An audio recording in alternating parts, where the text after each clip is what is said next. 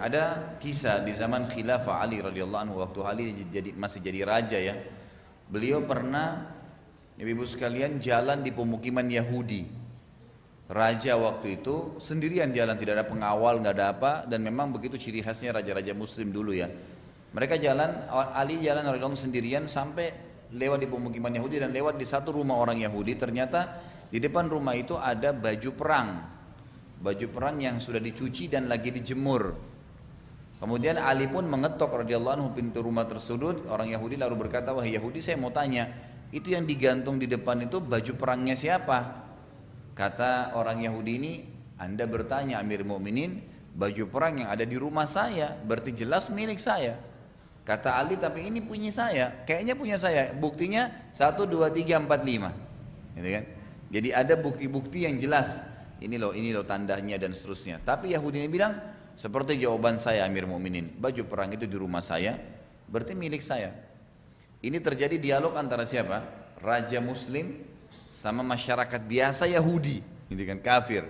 Ini menandakan keadilan Islam. Dan nanti ada 3 kejadian besar antara Ali dan orang Yahudi ini yang membuat Yahudi ini masuk Islam. Akhirnya ibu-ibu sekalian, pada saat Ali ya dikatakan ini adalah milik saya karena di rumah saya, berkata kepada Yahudi tersebut, ini kejadian pertama yang membuat Yahudi itu syahadat. Dia bilang, "Kalau begitu," kata Ali ini, "kalau begitu kita berhukum kepada pengadilan." Suruh diajak ke pengadilan. Pengadilan yang dibentuk memang pengadilan Islam dan hakimnya hakim Muslim. Pokoknya di Madinah menjalankan hukum Allah Subhanahu wa taala.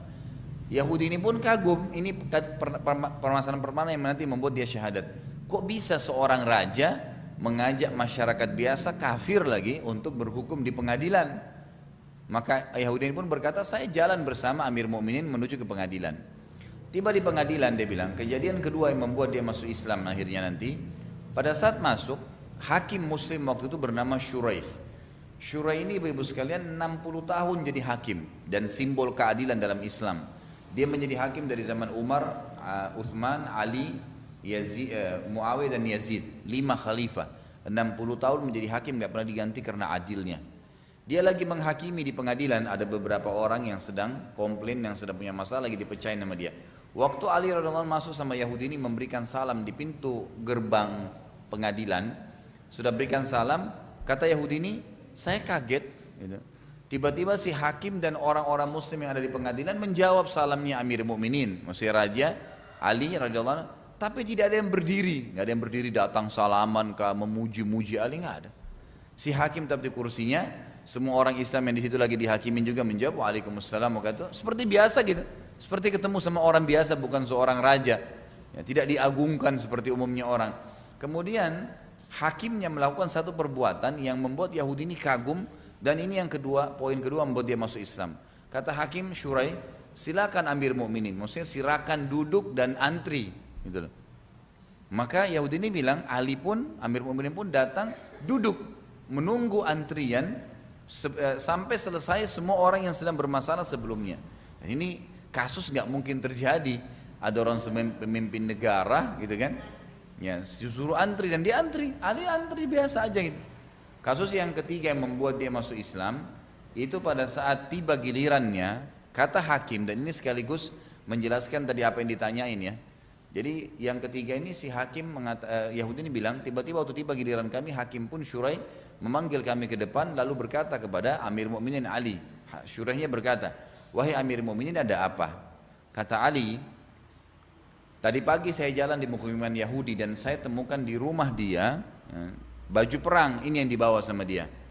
Ini setahu saya baju perang saya karena ada buktinya 1, 2, 3, 4, 5, ada tanda-tandanya."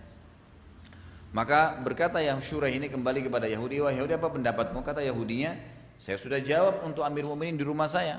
Jelas baju perang di rumah saya berarti punya saya." Gitu kan. Lalu hakim pun Shuraih balik kepada Ali lagi berkata, "Wahai Amir Mukminin, apakah Anda punya saksi?" Ini ya. Jadi kalau misalnya ada orang yang mengklaim sesuatu, dia harus punya bukti dan saksi. Nggak bisa enggak. Ya, ini sudah jelas dalam syariat kita, dan dalam pemerintahan Indonesia pun sekarang walaupun belum menerapkan 100% hukum Islam itu sama. Ya, gitu, itu sama. Harus ada saksi-saksi baru bisa. Baik. Pada saat itu kata hakim kepada Ali, "Wahai Amir Mu'minin, apakah Anda punya saksi wahai Amir Mu'minin?"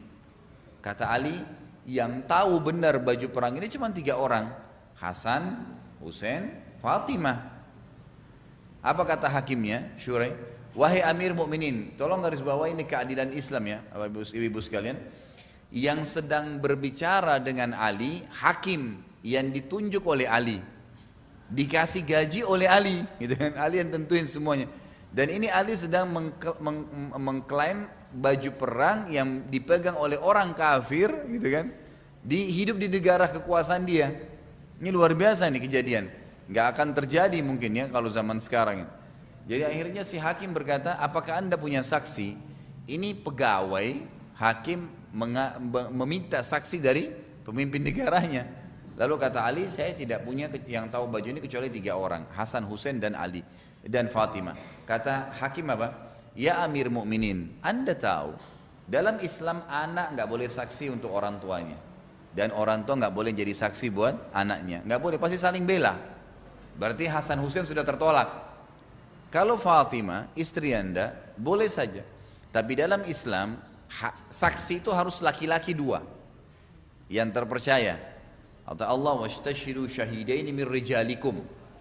Ya, kalian harus mendatangkan saksi yang terpercaya dari 2 laki-laki. Kalau tidak ada laki-laki, maka 1 laki-laki diganti dengan berapa perempuan? 2. Berarti butuh berapa? 4. Sementara Fatimah hanya 1. Maka kata hakim, berarti anda butuh 4 orang. Ini baru 1 orang Fatimah. Kata Ali apa? Saya nggak punya saksi lain. Yahudi ini masuk Islam gara-gara kejadian ketiga ini. Kata Yahudi ini, tiba-tiba hakim Syurai menghadap ke arah kami dan keputusan yang tidak saya percaya. Dia bilang, wahai Amir Mukminin, saya putuskan kalau begitu baju perang itu miliknya Yahudi karena anda nggak punya saksi.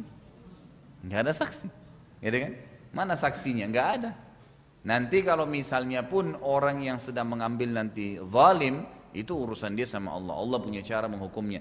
Tapi yang jelas secara zahir kelihatan beginilah hukum yang harus diambil karena tidak ada saksinya. Makanya selalu tulis, sebentar. Tulis harus ada saksi-saksi. Ya, usahakan ada saksi, utang kah, investasi kah, semua harus ada saksi. Maka saya selesaikan dulu kisahnya Bu ya.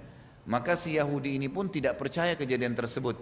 Pada saat hakim mengatakan, saya mengambil keputusan wahai Amir Mukminin, baju perang ini milik Yahudi.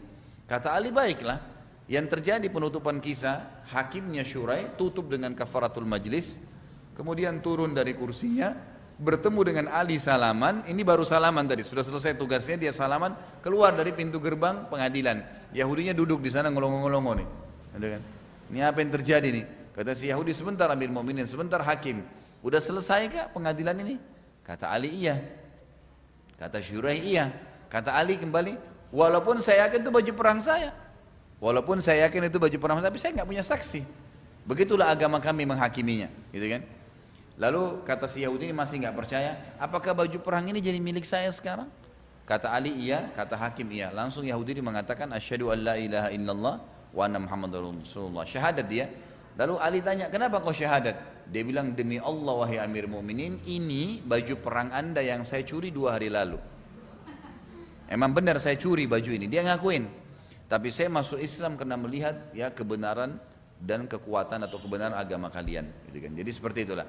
Tapi ulama mengambil di sini pelajaran dari kisah ini, bahwasanya hukum orang kalau mengklaim sebuah produk, maka dia harus punya bukti dan saksi. Tapi saksi lebih kuat lagi ya, karena saksi itu bisa menjadi bukti sekaligus, kan itu sekaligus menjadi bukti.